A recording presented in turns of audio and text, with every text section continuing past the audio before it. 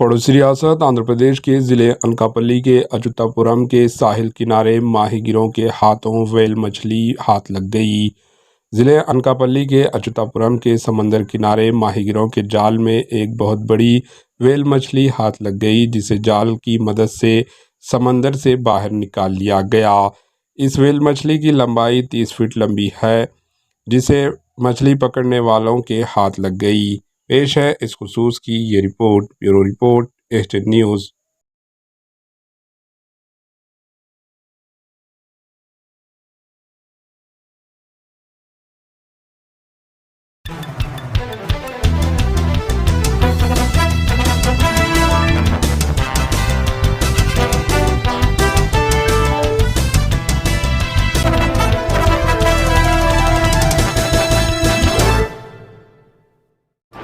AHA news को like करें, share करें और सब्सक्राइब करना ना भूलें।